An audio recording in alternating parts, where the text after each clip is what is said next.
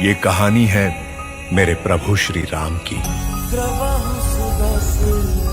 उनकी जो मानव से भगवान बन गए, जिनका जीवन था मर्यादा का उत्सव और नाम था राघव, जिनके धर्म ने तोड़ दिया अधर्म का अहंकार। गाथा उस रघुनंदन की, युग युगांतर से जीवित और जागृत ये कहानी है रामायण की।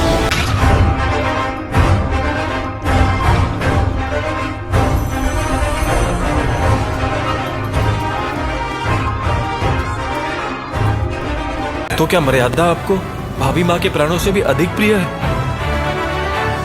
जानकी में मेरे प्राण बसते हैं और मर्यादा मुझे अपने प्राणों से भी अधिक प्रिय है। राघव ने मुझे पाने के लिए शिव धनुष तोड़ा था, अब उन्हें रावण का घमंड तोड़ना होगा। आज मेरे लिए मत लड़ना, उस दिन के लिए लड़ना जब इतिहास में तुम्हारा नाम पढ़कर सम्मान से सर झुक जाएंगे।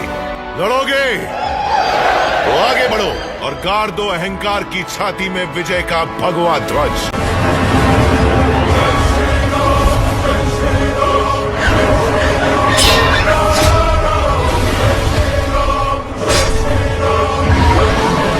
ओके, तो ये जो रामायण एनिमेटेड मूवी थी, इसको देखते वक्त शायद आपने नोटिस किया होगा कि इस सीन में राम जी हनुमान जी से मिलते हैं और फिर हनुमान जी उन्हें सुग्रीव के पास ले जाते हैं। और आप इस सीन में आप नोटिस कर सकते हो कि यहाँ पर सभी भगवान को प्रार्थना कर रहे होते हैं और यू कैन नोटिस दैट यहाँ पर छोटा सा होल है और वहाँ पर लाइट आ रही है जो कि डायरेक्ट शिवलिंग के ऊपर गिर रही है। क्योंकि गाइज आपको तो पता ही है कि भगवान को पूजा करते वक्त उन्हें कभी भी अंधेरे में नहीं रखा जाता है। और मुझे नहीं लगता कि शायद आपने इस चीज़ को नोटिस किया है। वेल, ऐसे एक नहीं बल्कि काफ़ी सारे हिडन डिटेल्स हैं, जैसे कि इस सीन में हनुमान जी इंज्योर्ड थे, राइट। इस सीन में आप रावण के पीछे एक मूर्ति को नोटिस कर सकते हो। और इस मूवी के एंड में अगर आप ध्यान से नोटिस करोगे तो यहाँ पर रावण का 2 हेड मिसिंग होता है और ये कोई मिस्टेक नहीं है। ऐसे कई सारे डिटेल्स आपको देखने को मिलेगा इस वीडियो में, इसलिए वीडियो को एंड तक जरूर देखना। तो आदि पुरुष देखने के बाद मेरा दिमाग बिल्कुल कचरा हो गया था और उसको रिफ्रेश करने के लिए मैंने ये जो रामायण है, जिसको इंडिया और जापान ने मिलके बनाया था, उसको मैंने देखा। सही में यार, ये काफ़ी अमेजिंग था। और इसका जो IMDb रेटिंग है आप देख सकते हो, इसका 9.2 है, क्योंकि इस मूवी को डायरेक्ट किए हैं युगो साको ने और वो बेचारा अपनी रिसर्च में 10 से 11 साल लगा दिए। एंड गाइज, इस मूवी को मैंने फ्रेम बाय फ्रेम देखा और मुझे काफ़ी सारे हिडन डिटेल्स मिले जिसको आप इस मूवी को नॉर्मल स्पीड में अगर आप देखोगे तो आपको ये पता नहीं चलेगा। तो इस सीन में अगर आप बैकग्राउंड में नोटिस करोगे तो आप नोटिस कर सकते हो कि ये जो हमारा भारत देश है ये कंप्लीट है, क्योंकि रामायण के टाइम में भारत नहीं था बल्कि आर्यवर्त था, यानी कि कंप्लीट भारत। तो देख के अच्छा लगा कि ये जो डायरेक्टर हैं इस चीज़ का ध्यान रखा है। डिटेल नंबर 2, तो ये जो राम जी के फादर थे यानी कि राजा दशरथ, अगर आप उनके माथे के तिलक को नोटिस करोगे तो आपको एक सन का सिंबल देखने को मिलेगा, क्योंकि राम जी और उसके फादर सूर्यवंशी थे और ये चीज़ उसी चीज़ को सिग्निफाई कर रहा था। डिटेल नंबर 3, इस सीन में ये जो बुल थे और ऐसे कई सारे जो बुल हैं शिव धनुष को खींच रहे थे और इन बुल का जो ये पार्ट है ये रेड हो चुका था, यानी कि बुल्स जो है वो अपना पूरा ताकत लगा के इसे खींच रहे थे, क्योंकि ये शिव धनुष था और इसका वेट बहुत ज़्यादा होता है। ये जो राजकुमार है ये शिव धनुष को उठाने का कोशिश करता है और आप नोटिस कर सकते हो कि उसका जो बॉडी है वो रेड हो चुका है, क्योंकि वो बहुत प्रेशर अप्लाई कर रहा था। और ये तो आपको पता है कि आप जब ज़्यादा प्रेशर अप्लाई करते हो तो आपका जो ब्लड सर्कुलेशन है वो बढ़ जाता है, जिससे आपका बॉडी रेड हो जाता है। लेकिन नोटिस करने वाली बात यह है कि जब राम जी ने ये धनुष उठाया था तब उनका बॉडी रेड नहीं हुआ था, यानी कि राम जी ने थोड़ा सा भी प्रेशर अप्लाई नहीं किया था, क्योंकि राम जी बहुत ही ज़्यादा पावरफुल थे। एंड गाइज, मैं आपको बता दूं कि कुछ रामायण में लिखा हुआ है कि रावण भी आया था इस शिव धनुष को उठाने के लिए और रावण उठा नहीं पाया था।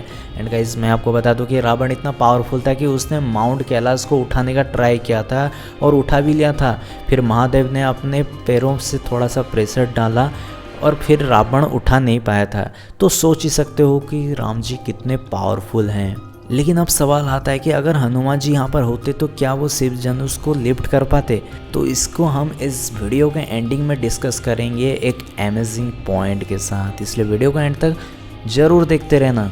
डिटेल नंबर 4 जो कि मेरा फेवरेट है, इस सीन में जब राम जी मरीज के ऊपर प्रॉपर निशाना लगा रहे थे तब आप नोटिस कर सकते हो कि उन्होंने अपने फिंगर को एम की तरह यूज़ किया है, जैसे कि पबजी में या BGMI में हम एमिंग करते हैं ना, बिल्कुल वैसे ही। अब कमेंट सेक्शन में कई सारे लोग बोलेंगे कि इन्होंने ये फिंगर रखा ताकि ये वो तीर को होल्ड कर सकें। वेल गाइज, अगर आप नोटिस करोगे तो ये जो तीर है ये उनके फिंगर के ऊपर है, तो मुझे नहीं लगता कि उन्होंने इस फिंगर को जो तीर है उसको होल्ड करने के लिए यूज़ किया होगा। स्टिल आपकी क्या राय है मुझे कमेंट में ज़रूर बताएं। तो इस सीन में जब राम जी हनुमान जी से मिलते हैं तो आप नोटिस कर सकते हो कि राम जी के पास कोई भी तीर नहीं है।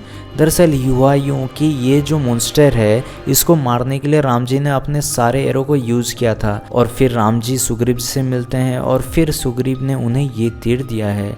तो मैं ये चीज़ इसलिए बोल रहा हूँ क्योंकि अगर आप बाहुबली 2 देखोगे तो इस सीन में आप देख सकते हैं ये एक मिस्टेक है, क्योंकि इसके बाद आप कई सारे तीर देख ले तो भाई इतना सारा तीर आ कैसे जाता है। तो मानना पड़ेगा कि इस मूवी को बनाते वक्त डायरेक्टर ने काफ़ी छोटे छोटे डिटेल्स को अच्छी तरह से ध्यान दिया है।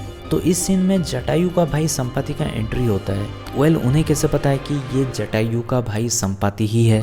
वेल इस सीन में जब संपाति की एंट्री होती है तो आप नोटिस कर सकते हो उसके जो पंख हैं वो थोड़े कटे हुए हैं, क्योंकि ऑब्वियसली इसके लिए एक तो लाइक बनता ही है। वेल अगर आपने आदि पुरुष देखा होगा तो वहाँ पे सीता जी जो कहते हैं वो कहते हैं कि मेरे राघव मुझे लेने आएंगे, लेकिन ऐसा कुछ भी नहीं होता है। सीता माता कभी भी राम जी को उनके नाम से बुलाया नहीं करते हैं, वो प्रभु या स्वामी ही कहती थी। लेकिन आदि पुरुष में तो डायरेक्ट दिखा दिया है कि राघव मुझे लेने आएंगे। वेल इस सीन में देखो स्वामी मेरे प्रभु, यहाँ पर सीता माँ राम जी को प्रभु या स्वामी कहकर बुलाती थी और इस मूवी का IMDb है 9.2। तो इस मूवी को तुम जज नहीं कर सकते, बेचारे ने 10-11 साल रिसर्च करके बनाया है। डिटेल नंबर 9 तो यहाँ पर हनुमान जी ऐसे बैठे हुए होते हैं, उन्होंने अपने पूंछ को लंबा कर लिया था। वेल गाइज मैं आपको बता दूँ कि ये जो सीन है ऐसा आर्ट आपको रियल लाइफ में भी देखने को मिल जाएगा, यानी कि ये सब सीन एक्चुअल में रामायण में रियल लाइफ में हुआ था, लेकिन आदि पुरुष में ये एपिक सीन दिखाया नहीं गया है। डिटेल नंबर 10 तो इस सीन में हनुमान जी इस बड़े से पत्थर को ला रहे होते हैं। जब उन्होंने उस पत्थर को ड्रॉप किया आप नोटिस कर सकते हो कि उन्होंने अपना बॉडी का साइज़ बड़ा कर लिया था। उन्होंने ऐसा किया था ताकि उनके हाथ बड़े हो जाए और उनके हाथों में ज़्यादा ग्रिप मिले। डिटेल नंबर 11 तो ये डिटेल मेरा फेवरेट है, उसके लिए आपको लाइक करना ही पड़ेगा। तो इस सीन में राम जी अंगद को रावण के पास भेजते हैं ताकि वो इस खेल को शांतिपूर्वक समाप्त कर सकें। तब यहाँ पर रावण ऐसे बैठा हुआ होता है, तो अगर आप उसके बैकग्राउंड पे नोटिस करोगे तो आपको एक मूर्ति का पोज दिखाई देगा। वेल यस ये नटराज का पोज है। एंड गाइज आपको तो पता है कि ये महादेव का रेफरेंस है, क्योंकि आपको तो पता है कि रावण महादेव का बहुत बड़ा भक्त था, जो कि एक बेस्ट डिटेल है। इस सीन में जब दोस्त और दुश्मन के लाशों को लिया जा रहा होता है तब आप राम जी और बाकी सबको नोटिस कर सकते हो कि वो हाथ जोड़ रहे हैं। दरअसल वो लोग प्रार्थना कर रहे हैं कि इन सभी के आत्मा को शांति मिले। एंड गाइज मुझे नहीं लगता है कि आपने इस चीज़ को कभी नोटिस किया होगा। डिटेल नंबर 13 तो इस सीन में नील इसे चैलेंज करता है और जब उसे नील के ऊपर अटैक करता है तब आप नोटिस कर सकते हो नील का जो हेलमेट है वो गायब हो जाता है। तो इस सीन में ये जो कुंभकर्ण का सन था वो बहुत ही ज़्यादा पावरफुल था और साथ ही साथ दुष्ट भी था, क्योंकि इस सीन में नील के पास कोई भी हथियार नहीं होता है, उसके पास तलवार का एडवांटेज होता है, लेकिन फिर भी वो तलवार से अटैक कर रहा था और एक सच्चा योद्धा कभी ऐसा नहीं करता। जैसे कि इस सीन में हनुमान जी कुंभकर्ण के साथ लड़ने आते हैं, लेकिन हनुमान जी फाइट नहीं कर रहे थे क्योंकि कुंभकर्ण के पास कोई भी हथियार नहीं था और फिर हनुमान जी ने उन्हें ये वेपन दिलाया, यानी कि कुंभकर्ण को ये हथियार दिलाया और उनके साथ फाइट भी किया। तो ये होता है एक सच्चा योद्धा का लक्षण। डिटेल नंबर 14 इस सीन में कुंभकर्ण का बेटा कुंभ और बानरों के राजा सुग्रीव फाइट कर रहे होते हैं, लेकिन कुंभ ने सुग्रीव को ऐसे उठा के फेंका था, फिर उस पत्थर से टकरा जाता है और ये पत्थर टूट जाती है, लेकिन सुग्रीव ने इस चीज़ का बदला लिया। यहाँ पर सुग्रीव ने कुंभ को पकड़कर ऐसे घुमा रहे होते हैं और उसका बॉडी पत्थर पे टकरा रहा होता है, जिस वजह से पत्थर टूट रहा होता है। तो इससे ये सीख मिलती है कि जो करोगे वही पाओगे। लास्ट डिटेल पे मैंने ये बताया था कि यहाँ पर सुग्रीव इस पत्थर से टकरा गए थे और ये पत्थर टूट गया था, यानी कि वो बहुत ज़ोर से टकराए थे, यानी कि उनके बैक में काफ़ी ज़्यादा चोट लगी होगी। तो आप नोटिस कर सकते हो कि सुग्रीव के बैक को यहाँ पर कवर किया गया था क्योंकि उनके बैक में चोट लगी थी और ये डिटेल लिटरली अमेजिंग है। तो इस सीन में कुछ बानर या मंकी कुंभकर्ण के यहाँ पर थे, लेकिन जब कुंभकर्ण ने अपना फेस घुमाया तो ये बानर लोग उसे देख के डर गए थे, क्योंकि कुंभकर्ण का जो फेस था वो बहुत ही ज़्यादा क्रीपी था। Detail number 17। मैंने नोटिस किया है कि आदि पुरुष में बहुत सारे सीन इस मूवी से इंस्पायर्ड थे। जैसे कि आदि पुरुष में इंद्रजीत सीता माता को इंजर्ड कर देता है और वो उसकी एक चाल थी, और ऐसा चाल हमें इस मूवी में भी देखने को मिलता है। ये फेक सीता माता था और इंद्रजीत इसे इंज्योर कर रहा था। Detail number 18। तो इस सीन में हनुमान जी के बाहु यानी कि आम इंज्योर्ड था और संजीवनी बूटी से अपने घाव को भर दिया था। तो क्या आपको पता है उन्हें ये चोट कहाँ से मिली? दरअसल इस सीन में जब इंद्रजीत ने उन पर हमला कर दिया था तब इंद्रजीत ने उन पर ये बाण फायर किया था, और ये बाण हनुमान जी के आम पर जाकर लगती है, जिससे वो थोड़ा इंजर्ड हो गए थे। Detail number 19। तो इस सीन में हनुमान जी पहाड़ पहुंचते हैं और उन्हें ये संजीवनी मिलती है, और ये जो संजीवनी है यहाँ पर आप एक पिंक पर्पलिश कलर देख सकते हो। अगर आपको रियल लाइफ संजीवनी से कंपेयर करोगे तो यहाँ पर भी ये फूल होता है, जो कि काफ़ी सही बात है। Detail number 20।